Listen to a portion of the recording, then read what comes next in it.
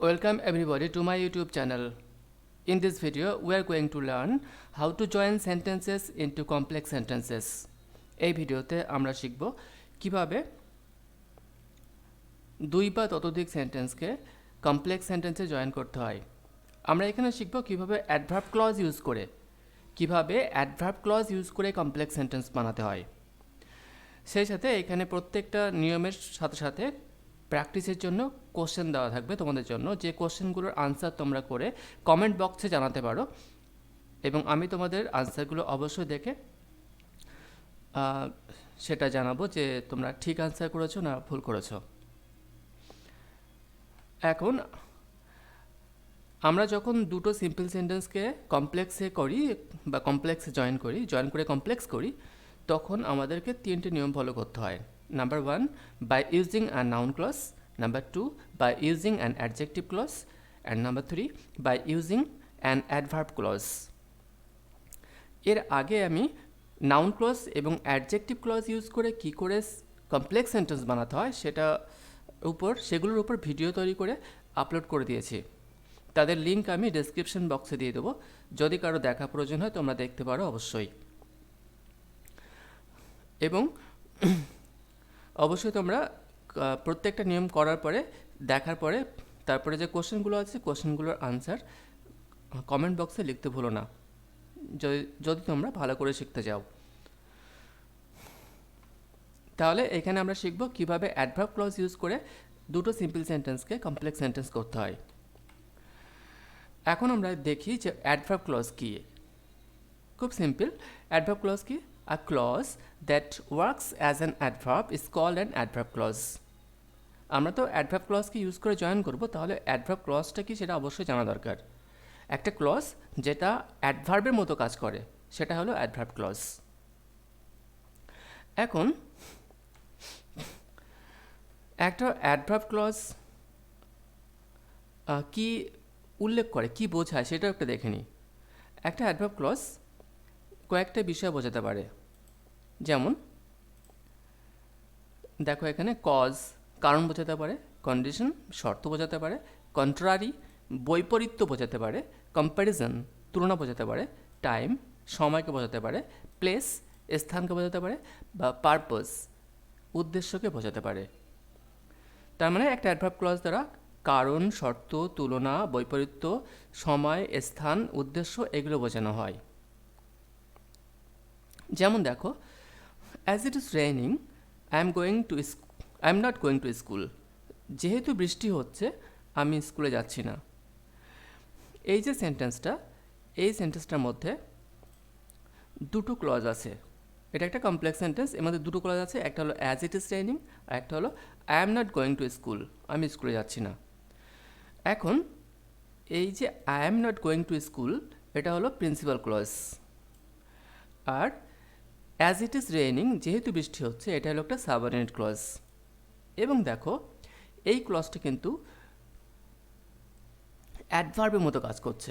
কিভাবে দেখো, আমি স্কুলে যাচ্ছি না, I am not going to school, এখানে ভার্ব কোনটা?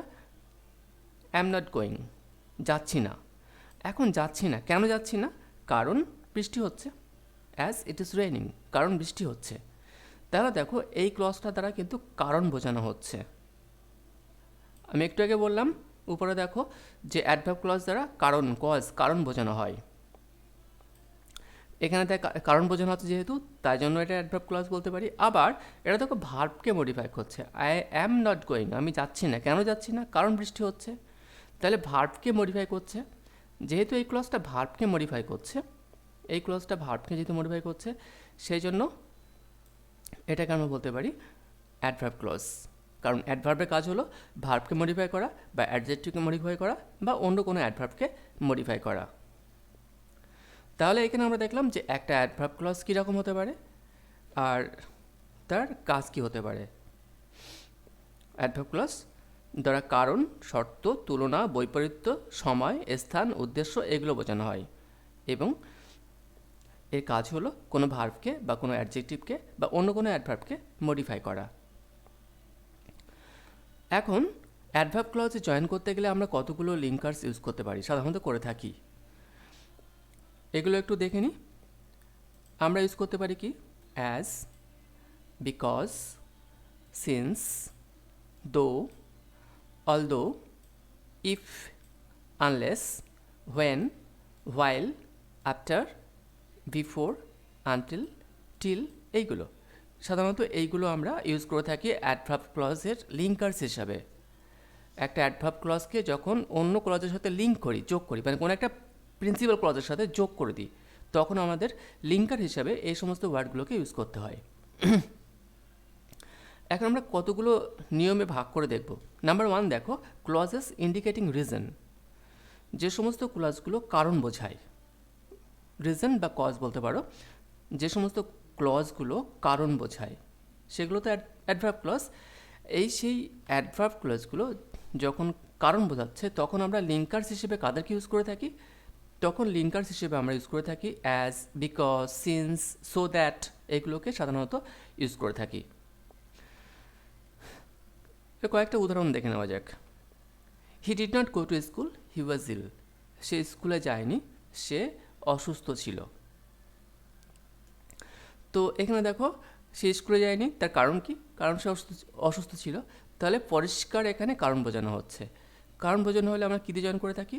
অ্যাজ দিয়ে করতে পারি, বিকজ দিয়ে করতে পারি, সিন্স দিয়ে করতে পারি। এবার ক্ষেত্রে সবসময় সব ওয়ার্ড দিয়ে জয়েন করা যায় না, ওখানে সো দ্যাট আছে, সো দ্যাট দিয়ে কিন্তু এটা জয়েন করতে পারি না। আমরা এখানে দেখে নিই। প্রথম দেখো, অ্যাজ দিয়ে জয়েন করা হয়েছে। অ্যাজ হি ওয়াজ ইল, যেহেতু সে ছিল অসুস্থ। অ্যাজ হি ওয়াজ ইল, যেহেতু সে ছিল অসুস্থ, he did not go to school, সে স্কুলে যায়নি। এইখানে অ্যাজ হি ওয়াজ ইল এটা হলো অ্যাডভার্ব ক্লজ, কারণ এর দ্বারা কারণ বোঝানো হচ্ছে। তো ডিড নট গো এই ভার্বকে আবার মডিফাই করছে এই ক্লজটা, অ্যাজ হি ওয়াজ ইল, তাই জন্য এটা হলো একটা অ্যাডভার্ব ক্লজ। আবার দেখো, he did not go to school because he was ill. এবার আমরা বিকজ দিয়ে জয়েন করে নিয়েছি, বিকজ দিয়ে, এবং সেখানে বিকজ হি ওয়াজ ইল। এবার এখানে বিকজ হি ওয়াজ ইল এটা হলো অ্যাডভার্ব ক্লজ। একই রকমভাবে এটাতেও কারণ বোঝানো হচ্ছে এবং এটাও ভার্বকে মডিফাই করছে। একটু চিন্তা করে দেখো। পরেটা দেখো, since he was ill, since দিয়ে কিন্তু করতে পারি। Since he was ill, since মানে এখানে যেহেতু। সিন্স হি ওয়াজ ইল, যেহেতু সে ছিল অসুস্থ, এটা হলো অ্যাডভার্ব ক্লজ। আর he did not go to school এটা হলো প্রিন্সিপাল ক্লজ। এইভাবে দেখো, তাহলে আমরা এখানে দুটো সেন্টেন্সকে জয়েন করলাম। প্রথমটা অ্যাজ দিয়ে করেছি প্রথম ক্ষেত্রে, দ্বিতীয় ক্ষেত্রে বিকজ দিয়ে করেছি, আর তৃতীয় ক্ষেত্রে সিন্স দিয়ে করেছি। দেখো এখানে আর দুটো sentence. He is very weak, he can not walk fast. সে খুব দুর্বল, সে দ্রুত হাঁটতে পারে না। সে খুব দুর্বল, যেহেতু খুব দুর্বল আর তাই সে দ্রুত হাঁটতে পারে না। তো যেহেতু খুব দুর্বলের কথা বলা হয়েছে, যেরকম খুবের কথা বলা হবে, অত্যন্ত কথা বলা হবে, তখন কিন্তু আমরা সো দ্যাট দিয়ে জয়েন করতে পারি। যেমন দেখো এখন এখানে করা হয়েছে সো দ্যাট। সো দ্যাট এক জায়গায় বসে না, সো এখানে ভেরিকে বোঝাতে, ইন্ডিকেট করতে সো ইউজ করা হয়েছে। হি ইজ সো উইক দ্যাট, দুটো ক্লজের মাঝখানে দ্যাট বসেছে।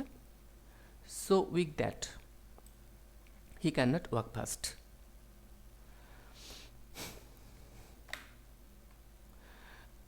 আরে দেখো, the little girl is crying for food, she is so much hungry. The little girl,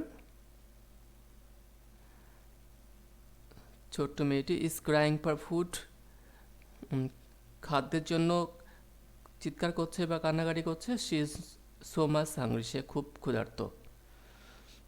এই দুটোকে আমরা কীভাবে জয়েন করব? The little girl is so much hungry that, so much hungry মাঝখানে শুধু আমরা এখন দ্যাট বসিয়ে নিয়েছি। The little girl is so much hungry that, ছোট্ট মেয়েটি এতটাই ক্ষুধার্ত যে she is crying for food, সে খাদ্যের জন্য চিৎকার করছে। এখানেও সো তো ছিলই, আর শুধু আমরা দ্যাট ইউজ করে নিয়েছি, সো দ্যাট দিয়ে জয়েন করে নিয়েছি। She is, the little girl is so much hungry that, যে that she is crying for food, সে খাবারের জন্য কাঁদছে বা চিৎকার করছে।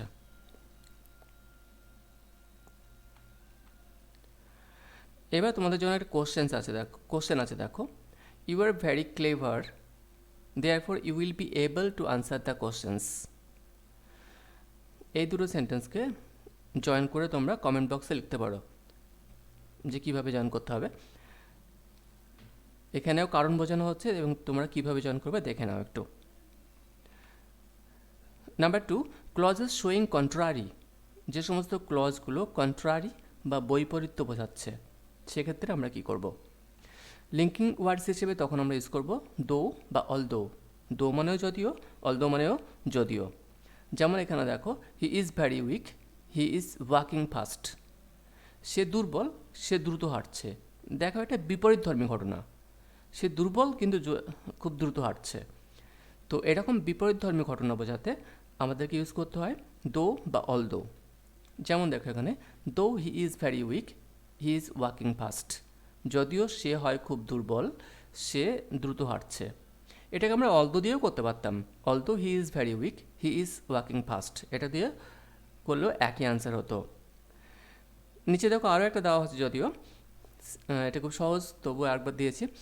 হি ইজ নট মাচ ওয়েলদি, সে খুব বেশি সম্পদশালী নয়। He always helps the poor, সে সবসময় দরিদ্রদের সাহায্য করে। সে নিজে খুব সম্পদশালী নয়, সে সবসময় দরিদ্রদের সাহায্য করে। এরপরে এটাও অনেকটা বিপরীতধর্মী ঘটনা। এখানে আমরা দো বা অলদো ইউজ করে জয়েন করতে পারি। অলদো ইউজ করে করা হচ্ছে দেখো, although he is not much wealthy, he always helps the poor. যদিও সে যথেষ্ট সম্পদশালী নয়, সে সবসময় দরিদ্রদেরকে সাহায্য করে। Now question for you. Number 2, 2 নম্বর কোশ্চেন এটা। He is so much wealthy, সে খুব সম্পদশালী। He always tries to earn by dishonest means, সে সবসময় অসৎ উপায়ে উপার্জন করার চেষ্টা করে। Number 3, clauses indicating condition. যে সমস্ত ক্লজগুলো কন্ডিশন বা শর্ত বোঝায় তখন আমরা কিভাবে জয়েন করে থাকি। এক্ষেত্রে লিঙ্কিং ওয়ার্ডস হিসেবে আমরা ইউজ করে থাকি ইফ বা আনলেসকে। ইফ মানে যদি, আর আনলেস মানে যদি না। যেমন দেখো, ওয়ার্ক হার্ড, কঠোর পরিশ্রম করো, otherwise you will never be successful, তুমি কখনোই সফল হবে না। এই দুটো সেন্টেন্সকে আমরা জয়েন করব। কিভাবে করতে পারি? এই দুটো সেন্টেন্সকে আমরা ইফ দিয়ে জয়েন করতে পারি, আনলেস দিয়েও করতে পারি। আনলেস যদিও একটা নেগেটিভ ওয়ার্ড, তাই একটু খেয়াল রাখতে হবে। প্রথমে দেখো, ইফ দিয়ে জয়েন করে দেখি। ইফ দিয়ে যখন জয়েন করছি, ইফ মানে যদি। এবার এখানে দেখো ওয়ার্ক হার্ড আছে, কঠোর পরিশ্রম করো।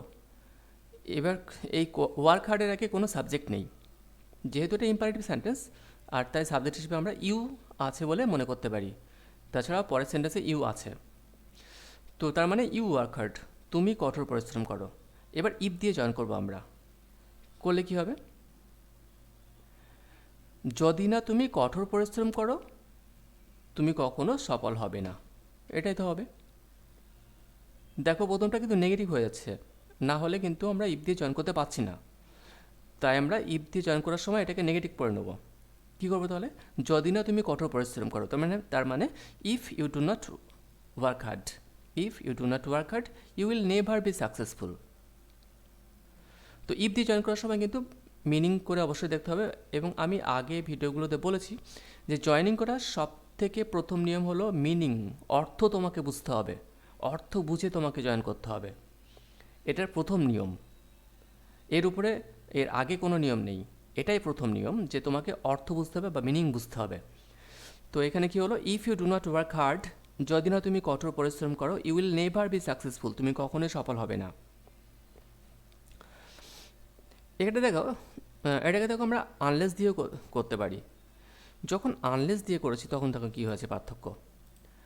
আনলেস মানে যদি না, আনলেস মানে যদি না, আর ইফ মানে যদি। ইফটা একটা অ্যাফার্মেটিভ ওয়ার্ড, পজিটিভ ওয়ার্ড, কিন্তু আনলেস কিন্তু নেগেটিভ ওয়ার্ড। যদি না, আনলেস মানে যদি না। যেহেতু যদি না আমরা ইউজ করছি, তাই জন্য কিন্তু এই ক্লজটার নেগেটিভ হবে না। আনলেস ইউ ওয়ার্ক হার্ড মানে যদি না তুমি কঠোর পরিশ্রম করো। আর এখানে কি করা হয়েছিল, উপরটা দেখো, if you do not work hard, এখানে ডু নট ইউজ করা হয়েছিল, নেগেটিভ করা হয়েছিল। কিন্তু পরে যখন আনলেস দিয়ে করছি তখন কিন্তু আর নেগেটিভ ওয়ার্ড বসবে না। আনলেস ইউ ওয়ার্ক হার্ড, যদি না তুমি কঠোর পরিশ্রম করো, এটাই মিনিং হয়ে গেল। যদি না তুমি কঠোর পরিশ্রম করো, you will never be successful, তুমি কখনোই সফল হবে না। ইট মে রেন টুডে, আজ বৃষ্টি হতে পারে। I shall not go to school then, তাহলে আমি স্কুলে যাব না। এখানে দেখো এই দুটো সেন্টেন্সকে আমরা খুব ইন্টারেস্টিংলি জয়েন করবো, একটু ইন্টারেস্টিং। দেখো আমরা কি করব, এখানে বলা হয়েছে ইট মে রেন টুডে, আজ বৃষ্টি হতে পারে, আমি স্কুলে যাব না। এই দুটো সেন্টেন্স দিয়ে বলা হলো ইফ দিয়ে জয়েন করো, তখন তোমরা কি করবে? তুমি কিন্তু লিখতে পারবে না if it may rain today, যদি আজ বৃষ্টি হতে পারে। ইফ মানে তো যদি, ইফ মানেই সম্ভাবনা বোঝানো হচ্ছে বা শর্ত বোঝানো হচ্ছে, যদি।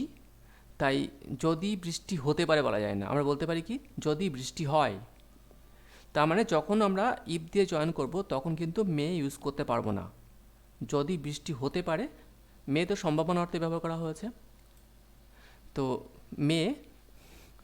মেটাকে আমরা এখানে ইউজ করতে পারবো না যখন জয়েন করব। তাহলে কি করব? যদি বৃষ্টি হয়, যদি বৃষ্টি হয় ইংলিশে ইফ, মানে ইংলিশে কী হবে? If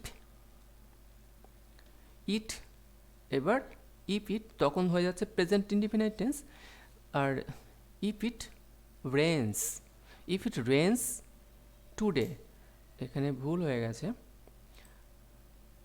if it rains today, এখানে টুডে হবে, টুডেটা লিখতে ভুলে গেছি। এখানে ইফ ইট রেন্স টুডে, যদি বৃষ্টি হয়, I shall not go to school, যদি আজ বৃষ্টি হয় আমি স্কুলে যাব না। এখানে কিন্তু মে বসলো না।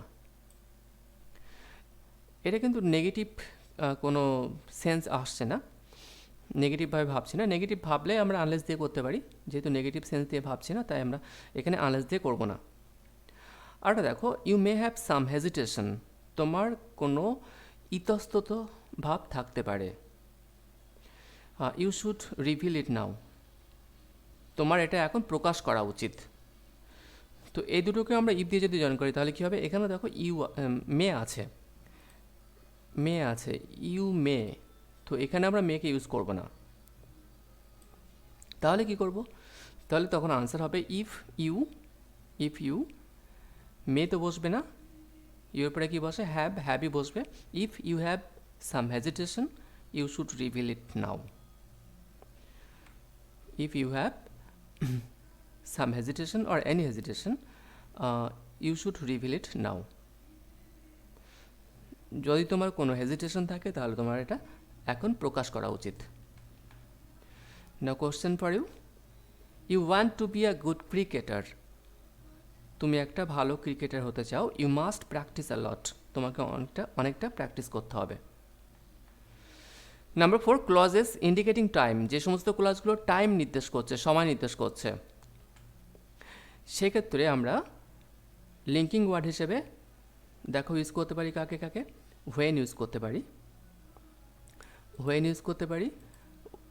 হোয়েন ইভার ইউজ করতে পারি, হোয়াইল ইউজ করতে পারি, আফটার ইউজ করতে পারি, বিফোর ইউজ করতে পারি, সিন্স ইউজ করতে পারি, টিল, আনটিল, অ্যাজ সুন আস, এগুলো আমরা ইউজ করতে পারি। যেমন দেখো এখানে, we reach the station, the train arrived at the vary moment, আমরা স্টেশনে পৌঁছেছিলাম, ট্রেনটা ঠিক সেই মুহূর্তে পৌঁছে গেছিল। এই দুটোকে আমরা কিভাবে জয়েন করব, কোন ওয়ার্ড দিয়ে জয়েন করব?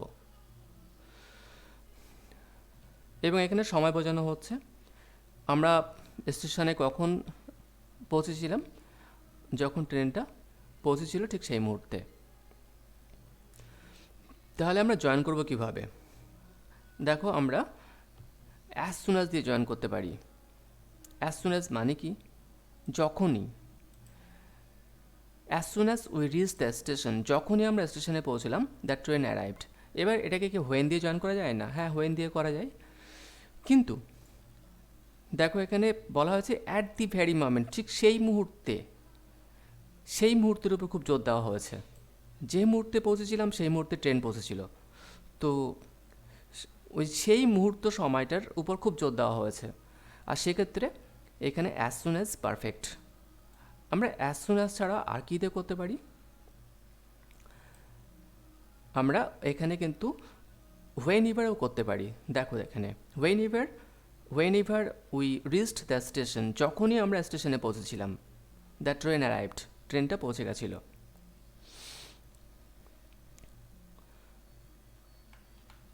দেখো এখানে আবার হি received the news he wrote to me immediately, এখানেও দেখো ইমিডিয়েটলি ইউজ করা আছে, তৎক্ষণাৎ। এখানেও আমরা অ্যাজ সুন অ্যাজ দিয়ে করতে পারি, হোয়েন এভার দিয়ে করতে পারি। হোয়েন এভার দিয়ে করলে কী হবে, when ever he received the news he wrote to me, যখনই সে নিউজটা পেয়েছিল সে আমাকে লিখেছিল।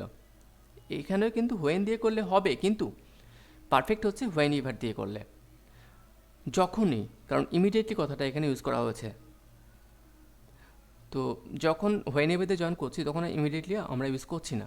দেখো এখানে কি হচ্ছে, whenever he received the news, যখনই সে নিউজটা বা সংবাদটা পেয়েছিল, হি রোড টু মি, সে আমাকে লিখেছিল। আবার অ্যাজ সুন অ্যাজ দিয়ে করতে পারি, as soon as he received, যখনই সে পেয়েছিল দ্য নিউজটি, হি রোড টু মি, সে আমাকে লিখেছিল। The girl was reciting a poem, মেয়েটা একটা কবিতা রিসাইট করছিল বা আবৃত্তি করছিল। Everybody was silent at that moment, সেই মুহূর্তে প্রত্যেকেই সাইলেন্ট বা নীরব ছিল। এবার দেখো কবিতা রিসাইট যখন করছিল তখন কিন্তু সেটা ক্ষণেকের জন্য নয়, বেশ কিছু সময় নিয়ে করছিল। তো এইখানে কিন্তু আমরা অ্যাজ সুন অ্যাজ দিয়ে করবো না বা হোয়েন এভার দিয়ে করবো না, এটা কিন্তু একটা সময়, বেশ কিছুটা সময়ের ব্যাপ্তি আছে, এখানে একটা সময় ধরে হচ্ছিল। এইখানে আমরা কী দিয়ে জয়েন করবো, আমরা এখানে জয়েন করবো হোয়েন দিয়ে বা হোয়াইল দিয়ে। দেখো আমরা এটাকে হোয়াইল দিয়ে করতে পারি, while the girl was reciting a poem, যখন মেয়েটা একটা কবিতা আবৃত্তি করছিল, এভরিবডি ওয়াজ সাইলেন্ট, প্রত্যেকেই নীরব ছিল। তো এইখানে এক জিনিস খেয়াল করো, আমরা এটাকে হোয়াইল দিয়ে জয়েন করছি। হোয়াইল দিয়ে কখন জয়েন করতে হয়, দেখো এখানে আছে কি, দ্য গার্ল ওয়াজ রিসাইটিং, এই যে ওয়াজ রিসাইটিং এটা কোন টেন্স, এটা পাস্ট কন্টিনিউয়াস। এরকম কন্টিনিউয়াস যখন থাকে, আমরা কন্টিনিউয়াসের ক্ষেত্রে হোয়াইল সাধারণত ইউজ করে থাকি। যদি এটা সিম্পল পাস্ট হতো বা সিম্পল প্রেজেন্ট হতো তখন কিন্তু আমরা এখানে হোয়াইল ইউজ করতাম না, বা সিম্পল ফিউচার হতো তখন কিন্তু আমরা এখানে হোয়াইল ইউজ করতাম না। যখন কন্টিনিউয়াস থাকবে, কন্টিনিউয়াসের ক্ষেত্রে সাধারণত হোয়াইল ইউজ করা হয়ে থাকে। এটাকে কিন্তু আমরা হোয়েন দিয়ে জয়েন করতে পারি। আমরা যদি বলতাম when the girl was reciting a poem everybody was silent, এটাও কিন্তু কমপ্লিটলি কারেক্ট। আবার দেখো নিচেরটা, my friend had entered the class, আমার বন্ধু ক্লাসে প্রবেশ করেছিল, আই টক টু হিম দেন, তখন আমি তার সাথে কথা বলেছিলাম। তো এখানে আমরা কী দিয়ে জয়েন করবো, এইখানে কিন্তু সেই মুহূর্তের কথা বলা হচ্ছে না, তো এইখানে আমরা অ্যাজ সুন অ্যাজ দিয়ে করার প্রয়োজন নেই বা হোয়েন এভার দিয়ে করার প্রয়োজন নেই। আমরা এখানে প্লেন হোয়েন দিয়েই করতে পারি, কিন্তু হোয়াইল দিয়ে করতে পারি না। হোয়াইল কারণ এখানে কন্টিনিউয়াস বোঝানো হয়নি, একটা হ্যাড এন্টার্ড আছে, এটা পাস্ট পারফেক্ট, আর একটা টক টু হিম, এটা পাস্ট ইনডিফিনাইট বা simple past.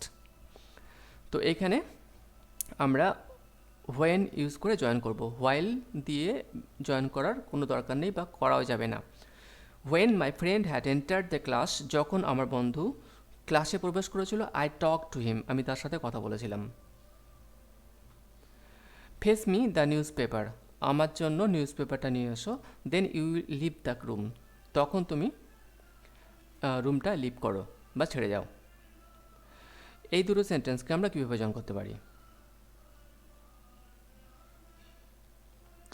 Face me the newspaper, before দিয়ে আমরা জয়েন করতে পারি, বিফোর মানে পূর্বে, before you leave the room, ঘর ছাড়ার পূর্বে তুমি আমার জন্য নিউজ পেপারটা নিয়ে এসো।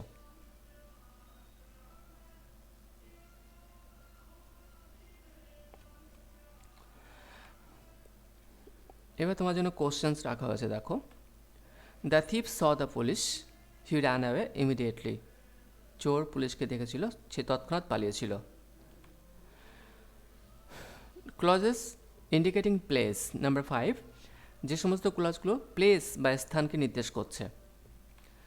লিঙ্কিং ওয়ার্ডস হিসেবে তখন আমরা ইউজ করতে পারি হোয়ার বা হোয়ার এভার কে।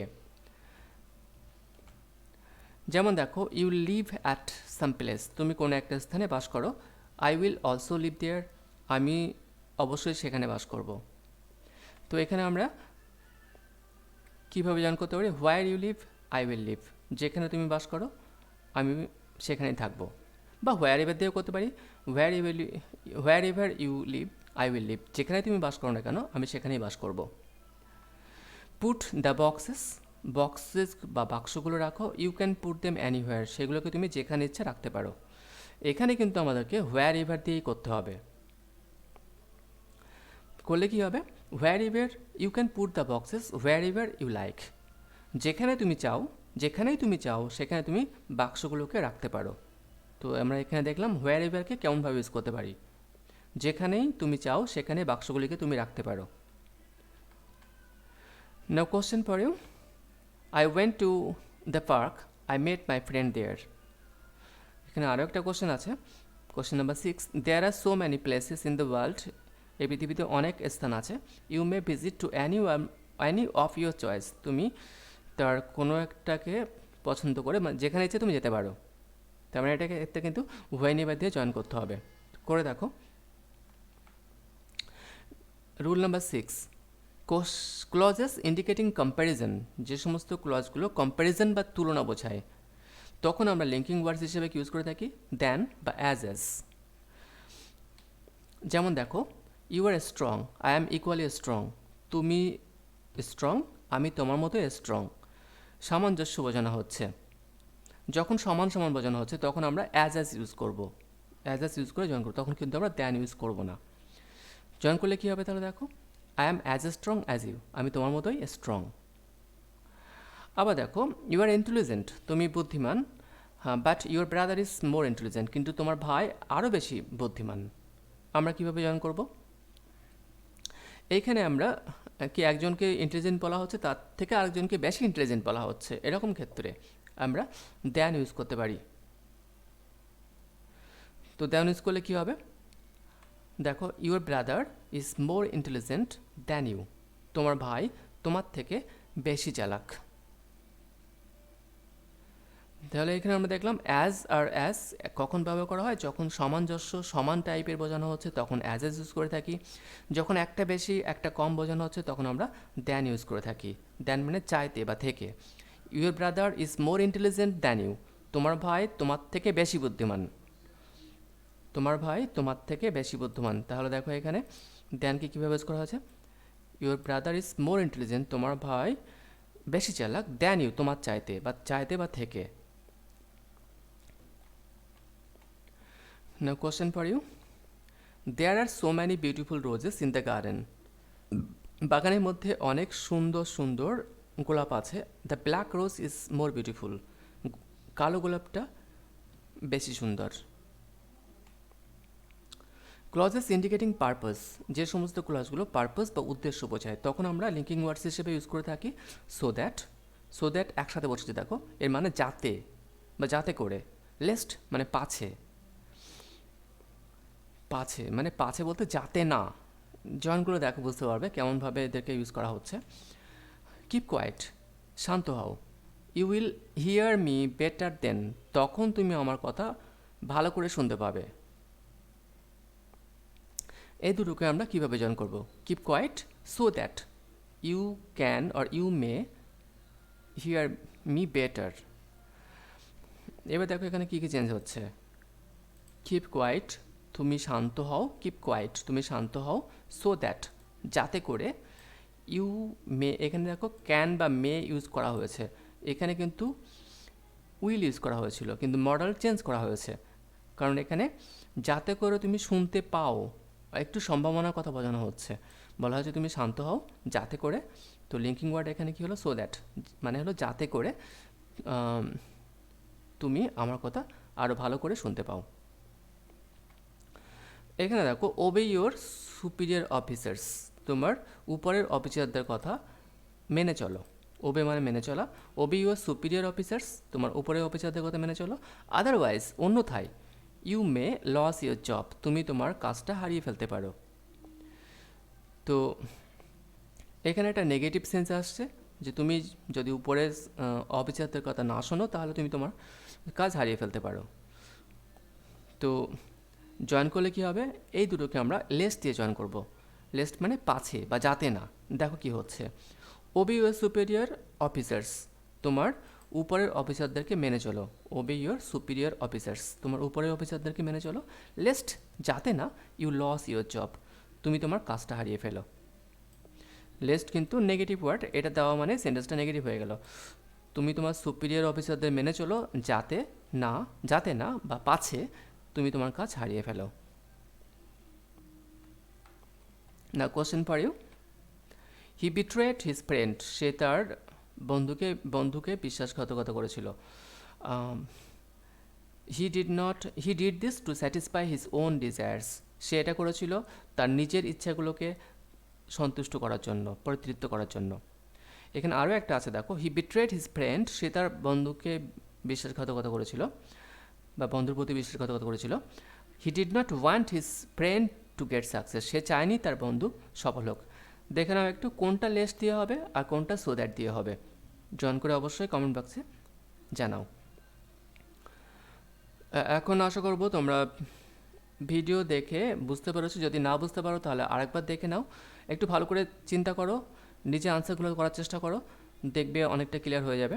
এবং যদি ভিডিওটা কয়েকবার দেখো তাহলে একদম পরিষ্কার একটা আইডিয়া বা সেন্স পেয়ে যাবে। আর এর থেকে কোনো যদি কোশ্চেন থাকে তাহলে অবশ্যই কোশ্চেন করে কমেন্ট বক্সে জানাতে পারো, আমি সেইটা বোঝানোর চেষ্টা করব বা তার উপর ভিডিও তৈরি করে বোঝানোর চেষ্টা করব। Now, thank you everybody. Thank you for watching this video. I wish you all the best.